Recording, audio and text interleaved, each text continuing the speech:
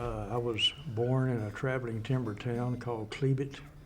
It was the last one of the traveling timber towns. It was near the town of Pickens. I was born there in 1940 and lived there until 1957. The traveling timber towns began at the time that the Wright City mill was started by the Dirks brothers as a Choctaw lumber company. I'm thinking the first one, maybe that Eagletown camp, would about 1912 maybe. The last camp, of course, was the Cleveland Pickens one that started in 1938 and ended when the train was, tracks were pulled up in 1972. The town was served by a railroad. Primary purpose of the railroad was to haul timber from the mountains to the mill at Wright City. Wright City was the mill town. They named the community Bismarck. They were German, and one of the most famous people in Germany was Otto von Bismarck. They expected hard work out of people. They didn't pay high wages. My dad thought it was the greatest company there was. Yeah, that's the only company you ever worked for. He worked for them for over 50 years. And then the name changed, of course, in 1917 because the United States got in war with Germany. And if you were going to sell lumber, it wasn't good business to be stamping a famous German name on your lumber. They named it after William Wright.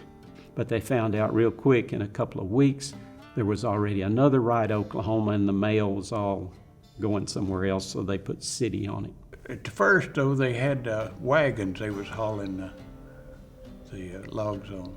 In 1930, they said they broke down and bought 6 trucks with single axle, with single wheels. They said they kind of had problems getting stuck. And then 2 or 3 years later, they finally bought some more that they didn't have cabs on them either, but they got dual wheels on them, and they were off-highway rigs, big rigs. They hauled monster logs. I talked to one guy, and he said his dad drove one, and he said he's seen him come in there with 3 logs on him. That's the kind of timber they were hauling then. That train, it would take the logs to Wright City that night. I think there was around 150 or 160 homes, all owned by the lumber company that owned all the property around there. The only way you could live in the town was if you worked for the company. So everybody that lived there worked. I came to Cleveland in 1952 because my dad was hired there to teach school, and we lived there 7 years, which is pretty much the heart of my childhood. I couldn't have had a better place to grow up. I don't know if Mayberry would have been as good. Most of the houses couldn't be locked up. Of course, nobody ever locked their car or a house, just a bunch of honest people. So that was the main center where they brought in all the logs. And they built these spurs, railroad spurs, to get out there to where they could get and clean out all the timber from certain areas. They had one of their first places that from Wright City was called the 9 Mile Camp. And today it's on what's known as the Old Mary Highway. So they cleaned out everything there, and then they moved 9 miles farther north to what today people would recognize as what's called the Crow's Foot. And then, of course, then they moved on to the Cleveland Bethel, and it was about 4 years, and then over to the Cleveland Pickens. But Wright City was the center and focal point for that. When we moved from Bethel over to Cleveland, I was 3 months old. We moved there in April. They didn't have the house put together, and it come to snow. My mama said we liked froze. Most of the houses were what they called a shotgun house. It was 3 rooms straight in a row. There was no insulation in the houses. In the wintertime, your bedroom was the same temperature as it was outside. My mom was a great quilt maker, so we had so many quilts on our bed, you couldn't turn over. We didn't get electricity there till 1951. Now that consisted of, so it came into the house and you had a little small breaker box and they put one light in each room, no plug-ins.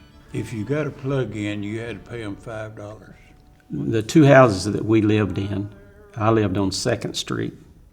And of course, Front Street was where the commissary was, and there was a group of houses that belonged to, when they were at Company Town, were the bosses, and Tom and at some point were fortunate enough to live over in those.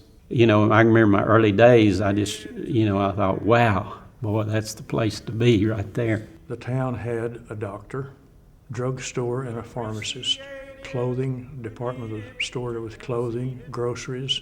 Almost everyone in the camp had some kind of animals that needed feed, so the company had a feed store. And when you got to school in those days, you had the stiles, what they call. And they had a fence around it, but steps. So you just walked up over these steps over the fence. Country school, grades 1 through 8. Wonderful school, good teachers. Usually each teacher had at least 2 grades. I remember they had big wood-burning stoves in each room, and the principal would get up real early, at least 4, maybe 5 classrooms. And 5. He would go out and he would build fires in the wood heaters. When I was in the 4th grade, our teacher quit right after school started. And we had a bunch of mean boys in that class. There were no girls. They would hire a substitute, some lady in the community, and she'd come and she'd last about a week. 4th grade education sort of went by the wayside that year. Entertainment, radio, that was it. My dad had a big battery-powered radio, and he religiously listened to the news.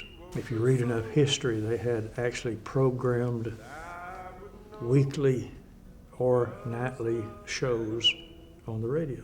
If you ever watched the Waltons gathered around listening to the radio, that's the way we did. When I came, it was more modern and starting to modernize than when Earl was talking about earlier. By the time I got there, they brought the rural electricity in 1949.